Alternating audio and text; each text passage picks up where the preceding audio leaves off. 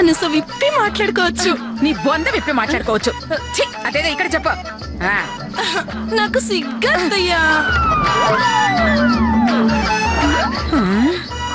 ఇదేంటి పిచ్చి పిచ్చిగా వాగుతుంది? ఒక్కసారి రండి అత్తయ్యా, ఒకే ఒక్కసారి. ఇంకెప్పుడు మిమ్మల్ని రమ్మని అడగను. రండి. నీకేం పోయే కాలం వచ్చింది? నన్ను గదిలోకి రమ్మంటున్నావు? మీరు అపార్థం చేసుకోకుండా అత్తయ్యా, ఒక్కసారి వస్తే నేను ఎందుకు రమ్మన్నాను మీకే అర్థమవుతుంది. కర్మ కర్మ. అయ్యో వెళ్ళు, వస్తాను. రండి. వెళ్ళు, వస్తాను. సరే రండి. అయ్యో కర్మ.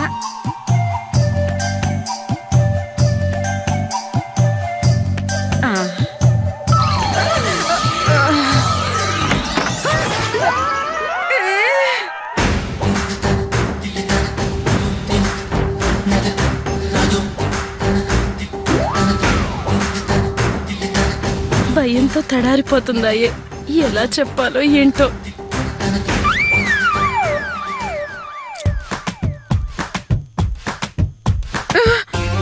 ఈ దొంగ మొహం ఏంటి నా వైపే వస్తుంది? దగ్గరకు వస్తావేంటి? అక్కడే ఉండి చెప్పి చావు.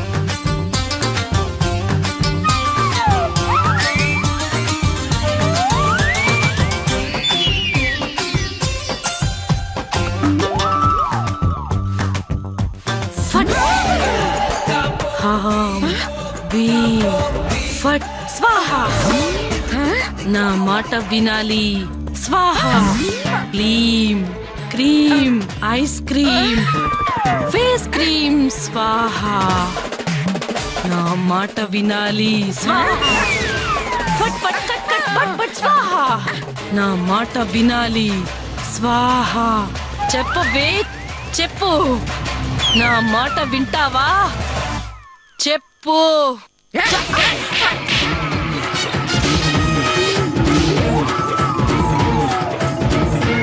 నీకిదేం పోయే కాలమే?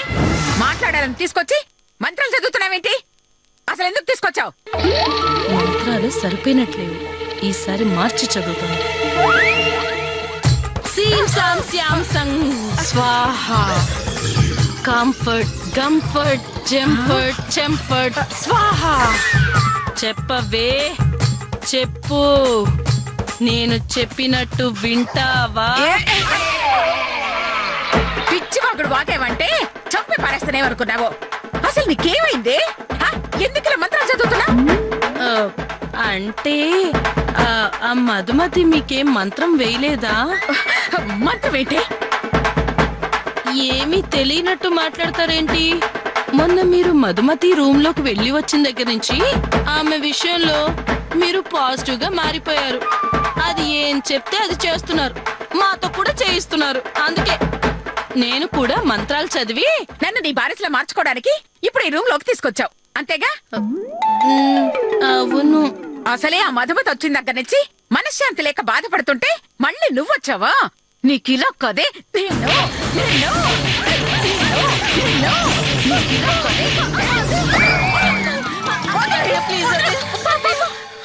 తట్టుకోలేను, చచ్చిపోతాను అత్తయ్య. నన్ను క్షమించండి, బుద్ధి తక్కువ చేశాను. ఇంకెప్పుడు ఇలాంటి పని చేయను.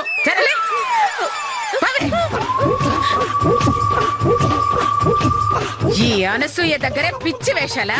చంపి పారేస్తా.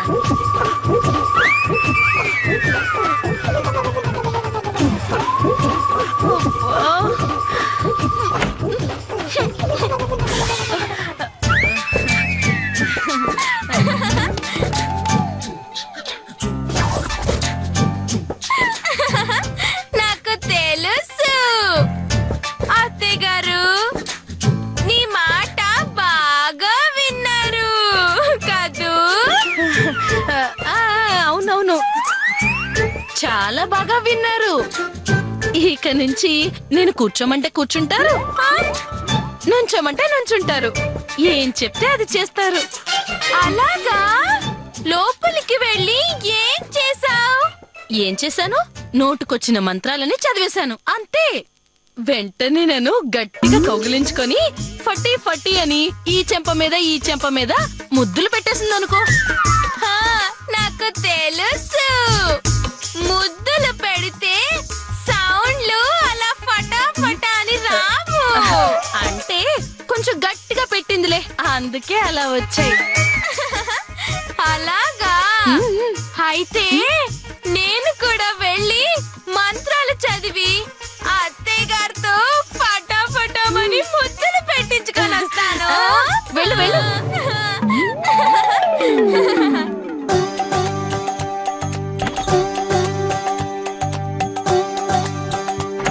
పెట్టించుకొని రావటం కదే, కొట్టించుకొని వస్తావు.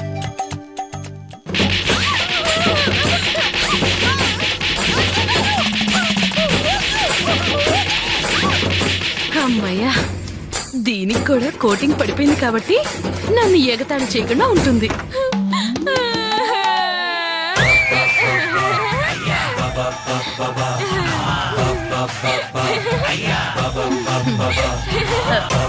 చెంపలు బాగా ఏర్పెక్కినట్టున్నాయి, ముద్దులు బాగా పెట్టినట్టుంది. అవును, ముద్దులకి నగలు అడ్డొస్తున్నాయని నేనే తీసేశాను. అలాగా? అయితే అత్తయ్య గారితో చెప్పి రోజు పెట్టిస్తాలే ముద్దులు ముద్దులు. అమ్మో, వద్దు.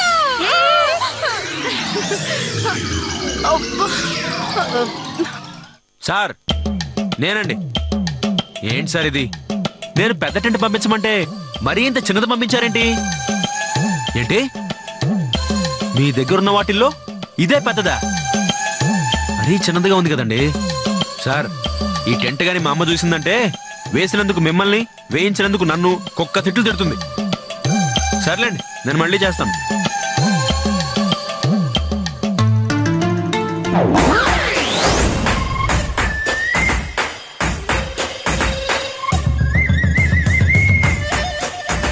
అమ్మో, ఎంత చిన్న టెంట్ వేయించావేంట్రా అంటే అమ్మకి ఏం సమాధానం చెప్పాలి?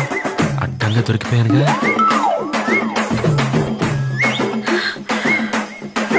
అయ్యో అయ్యో అయ్యో. చేతు, అమ్మా, ఈ టెంట్ ఎవరు తెప్పించారు? నేనే తెప్పించానమ్మా. నువ్వా? అవునమ్మా, నిజంగా సారీ అమ్మా. చాలా చోట్ల ట్రై చేశాను, కానీ ఇంతకన్నా పెద్ద దొరకలేదు. ఇంతకన్నా పెద్దదా? అసలు నిన్ను టెంట్ ఎవరేమన్నారు? అమ్మా, నువ్వు భలే జోకులేస్తావమ్మా. ఆ మధుమతి పూజకి టెంట్ వేయాలని ఒకళ్ళు చెప్పాలా ఏంటి? అమ్మా, అదొద్దన్నా మనం టెంట్ వేస్తాం, ఆ తర్వాత లక్షల్లో బిల్లు వేస్తాం, దానికి దిమ్మ తిరిగి దెబ్బ కొడతాం. అదేగా నీ ప్లాను? అమ్మా, నువ్వు చెప్పకపోయినా నేను తెలుసుకోలేనా? అయ్యో చేతు, అప్పటి పరిస్థితి వేరు, ఇప్పటి పరిస్థితి ఏదైనా మన ఇంట్లో సెటిల్ అయిపోయిన ఆ మధుని అప్పుతో పీల్చి పిప్పి చేసి చిప్పదాని చేతికివ్వడమే నీ ప్లాన్ అని నాకు బాగా తెలుసమ్మా. అమ్మా, నువ్వు చూస్తూ ఉండంతే. దానక్క పెళ్లి కంటే ఎక్కువ ఖర్చు పెట్టి దానికి మిగిలిన ఆస్తులు కూడా లేకుండా చేస్తాను. అయ్యో భగవంతుడా, వీడికి ఎలా చెప్పాలి? ఆ మధుమతి పూజకి లక్షలు ఖర్చు పెడితే చిప్ప చేతికొచ్చే దానికి కదరా మా అన్నకి. ఇది అర్థం కాక నేనేదో ప్లాన్ చేశాను అనుకుని అనవసరంగా డబ్బు ఖర్చు పెడుతున్నావు. నిన్నెలా ఆపాలో అర్థం కావట్లేదే. నిజం చెప్పలేక, ఖర్చులు చూడలేక నా గుండె ఆగిపోయేలా ఉంది. నేను ఇప్పుడు ఏం చెయ్యాలి దేవుడా? నన్న చేతు, ఖర్చు పెట్టిన వరకు చాలు. ఇక మీదట నన్ను అడగకుండా ఒక్క రూపాయి కూడా ఖర్చు పెట్టద్దు. రూపాయి కాదమ్మా, ఒక్క పైసా కూడా ఖర్చు పెట్టను. నిజంగా? నిజమమ్మా. ఎందుకంటే ఆల్రెడీ కొన్న వాటికి క్యాష్ ఇచ్చేశాను, కొనాల్సిన వాటికి అడ్వాన్స్ ఇచ్చేశాను. ఇంకా కొన్నాను కూడా ఏం లేవు, అందుకే ఒక్క పైసా కూడా ఖర్చు పెట్టను అన్నాను. కొనాల్సిన వాటికి అడ్వాన్స్ ఇచ్చావా? ఎంత ఇచ్చావు నాన్న? ఎంత? 1,00,000 అంతే. 1,00,000? ఏ బాగా తక్కువ? పోనీ పని చేస్తానమ్మా, ఇప్పుడు తెచ్చిన దానికైనా డబ్బులు తెప్పించేసి బిల్లు ట్రిపుల్ వేసి ఇంకో 3 లక్షలు పెంచేలా ట్రై చేస్తాను. చెట్టు, ఆ పని మాత్రం చేయకు నాన్న. ఖర్చు ఇంతటితో ఆపి. ఏంటమ్మా ఆపేయాలా? అర్థమైందమ్మా, బాగా అర్థమైంది. నేను సరిగ్గా ఖర్చు పెట్టట్లేదని నువ్వు ఫీల్ అవుతున్నావు కదూ, నాకు తెలుసమ్మా. లేదు నో నాన్న. నో నో వద్దమ్మా, నువ్వు ఇంకేం చెప్పకు. నా చేతకానితనం వల్ల, నా అసమర్థత వల్ల నువ్వు ఆశించినంత ఖర్చు పెట్టి నేను సంతోషపెట్టలేకపోయానమ్మా. నీ కొడుకు నేను చెప్పుకోవడానికి కూడా సిగ్గుగా ఉంది. ఆఫ్టర్ ఆల్ 5 లక్షలు కూడా ఖర్చు పెట్టలేకపోతున్నానమ్మా. నా బతుకు బతుకేనా? ఫు, నా బతుకు చెడా. అయ్యో అలాంటిదేమీ లేదు చేతు, నువ్వేం బాధపడకు నాన్న. లేదమ్మా, ఇప్పటిదాకా నేను మ్యాటర్ని సీరియస్ గా తీసుకోలేదు. ఇక నీ కొడుకు రెచ్చిపోయి ఎలా లక్షలు ఖర్చు పెడతాడో చూడు. ఇప్పుడు నీకు మాటిస్తున్నానమ్మా, ఆ మధుమతి పూజ అయిపోయేలోపు నేను 5 లక్షలు బిల్లు చేయకపోతే అసలు నా పేరు చైతన్య కాదు. అమ్మా, నేను మళ్ళీ నిన్ను కలవడం అంటూ జరిగితే భారీ బిల్లుతోనే కలుస్తానమ్మా.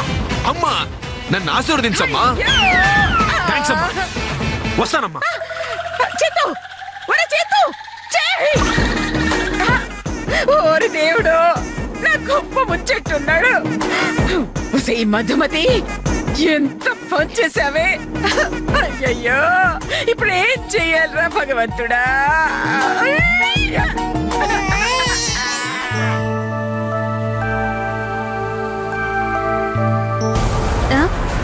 మధుమతి గృహప్రవేశమా?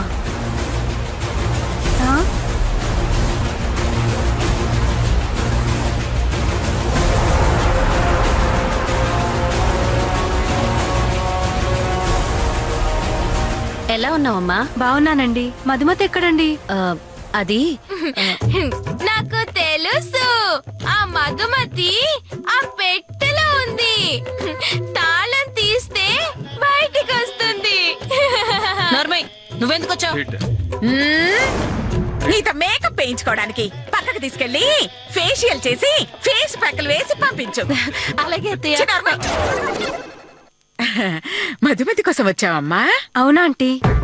అదిగో అదిగో ఆ గదిలో ఉంది, నువ్వు వెళ్ళమ్మా. Thank you aunty. వెళ్ళు.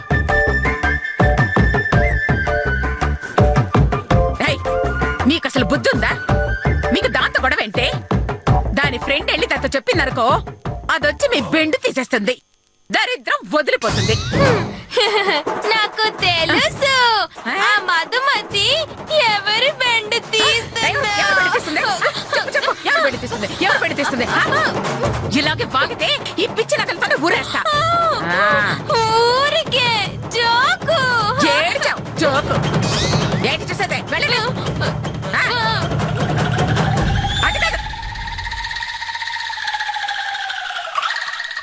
మధు,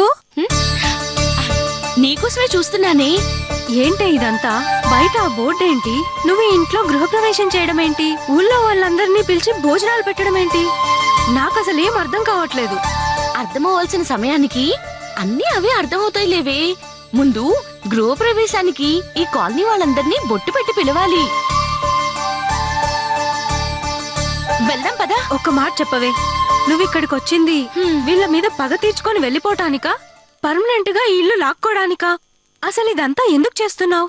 భారతంలో కౌరవులు పాండవుల్ని మోసంతో ఓడించి కట్టుబట్టలతో రాజ్యం నుంచి వెళ్ళగొట్టారు. పాపం పాండవులు వీరులైనప్పటికీ ధర్మానికి తల వంచి అడవుల్లో నివసించారు గాని అధర్మాన్ని ఎదిరించడానికి ప్రయత్నించలేదు. కానీ ఈ మధుమతి అన్యాయం జరిగిందని అస్త్ర సన్యాసం చేసే అర్జున టైప్ కాదు, అధర్మాన్ని ఎదిరించే కృష్ణుడు టైపు. అన్యాయం చేయడం ఎంత పాపమో ఆ అన్యాయాన్ని చూస్తూ కూడా సహించడం అంతే పాపమని కృష్ణ పరమాత్మే స్వయంగా గీతలో చెప్పారు. అందుకే ఈ మధుమతి పాపం చేయదు, అంతకంటే ముందు పాపం జరగనివ్వదు. అదే మా నాన్నగారి నుంచి నేను నేర్చుకున్నది. వెళ్దాం పదా.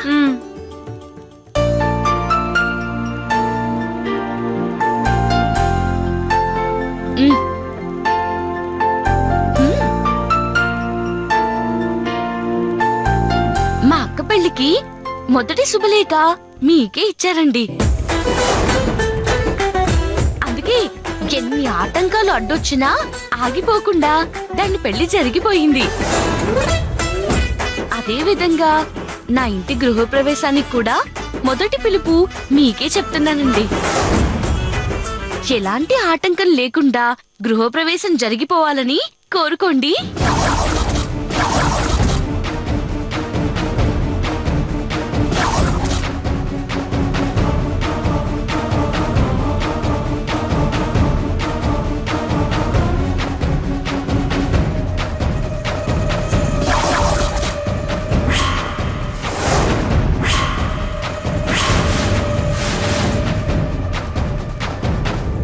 కోరుకున్నారా అండి? కోరుకున్నాను. మన ఇంటికి ఈవిడ గృహప్రవేశం చేయటం ఏంటి అత్తయ్య? నాకు తెలుసు. ఆ అమ్మాయి బొట్టు పెడుతుంది, పెట్టించుకోండి. అవతల అమ్మాయికి చాలా పనులుంటాయి, వాళ్ళు అలాగే వాగుతుంటారు. నువ్వు పెట్టమ్మా. తప్పకుండా రావాలి. అలాగేనమ్మా. నేను రాను.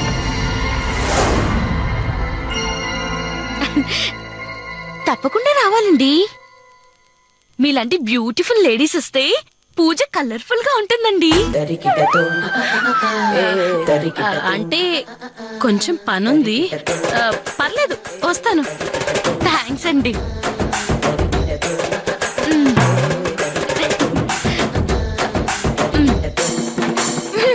నాకు తెలుసు, మా అందరినీ పిచ్చి వాళ్ళని చేయడానికి పిలుస్తున్నావని. అందుకే నేను రాను. అయ్యోరామా, మీ నగలు చూసి నలుగురు కుళ్ళుకోవాలంటే మీరు తప్పకుండా రావాల్సి. అప్పుడే మీకు మీ నగలకి గుర్తింపు వచ్చేది. ఆ తర్వాత మీ ఇష్టం. నాకు తెలుసు, నా నగలు నీకు బాగా నచ్చాయని. అందుకే నేను కూడా వస్తాను. దానికి ఎందుకమ్మా? ఏ పని మనిషిని పిలవకూడదా అండి? పని మనుషులు గృహప్రవేశానికి రాకూడదా అండి? రావచ్చు. నువ్వు వెళ్ళమ్మా, వెళ్ళు. ఎవరు భయపడినా ఆగొద్దండి, వచ్చేయండి. వాళ్ళ సంగతి నేను చూసుకుంటానండి.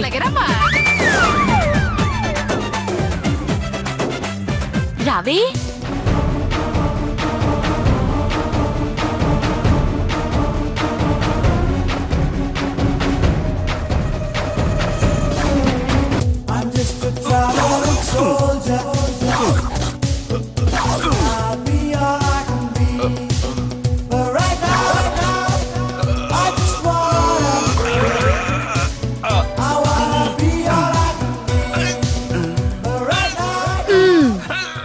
ఈ మోకాలికి ఆ మోకాల మధ్యన పొట్ట తగ్గితే గాని ఆ కాలు మీకు అందోలండి.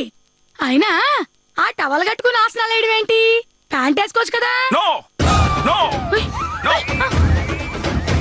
మీ అమ్మ నాకు ప్యాంటు కొనిచ్చే వరకు ఈ టవల్ తప్ప వేరే డ్రెస్ మన షష్టిపూర్తికి ప్యాంట్ కొనిచ్చిందిగా. ఫంక్షన్ అయిపోగానే మళ్ళీ తీసుకుందిగా. అంటే మీకు ఇస్తే రోజు తొడుక్కుని పాడు చేస్తారని దాచిపెట్టాను అని చెప్పింది. మళ్ళీ మా తమ్ముడు పెళ్లికి ఇస్తుందిలేండి. నా ప్యాంటు మీ తమ్ముడికి ఇవ్వడం ఏంటి? అబ్బా, మా తమ్ముడికి ఇవ్వడం కాదు, వాడు పెళ్లికి మీకు ఇస్తుంది అంటున్నాను. నా పెళ్లికే నాకు ఇవ్వలేదు, ఇక వాడి పెళ్లికేమిస్తుంది? నా తొక్క. అవును, ఇంతకు మీ తమ్ముడు పెళ్లి సంబంధం ఏమైంది? కౌసల్య గారు, ఏమండి? కౌసల్య గారు, ఎవరో వచ్చారు, వెళ్ళి చూడండి. చిచి, మీ తమ్ముడు చేసుకోపోయేదాన్ని నేను చూడమేంటి? నీ బొంద కర్మ, నేను చూడమంది బయట పిలుస్తున్న వాళ్ళు ఎవరా అని. అయినా మీరు వద్దులండి, నేను వెళ్ళి చూసుకుంటాను. ఎవరు? బయట పిలిస్తే నువ్వెళ్ళి చూస్తావా? అంటే లోపల ఎవరన్నా పిలిస్తే నేనెళ్ళి చూడాలా? నో. కౌసల్య గారు, బాగున్నారా అండి? బాగున్నానమ్మా, నువ్వెలా ఉన్నావు? బాగున్నానండి. అవును, మీరు ఇక్కడికి వచ్చారేంటి? నా దగ్గర ఆసనాలు నేర్చుకోవడానికేమో. మీరు రామ్దేవ్ బాబా మరి వెతుకుంటూ రావడానికి. ముందు కొంగితే మోకాళ్ళు అందవు. మీరు ఆసనాలు నేర్పుతారా? లోపలికెళ్ళండి. సారీ, మధ్య లడ్డు రాను.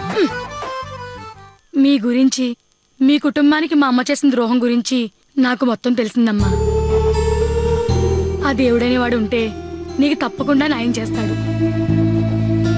కాకపోతే ఎంతైనా మా అమ్మ కాబట్టి, పైగా డబ్బు దగ్గర దానికి సెంటిమెంట్లు ఉండవు కాబట్టి నీ ఆస్తి విషయంలో నేను ఎలాంటి సహాయం చేయలేను.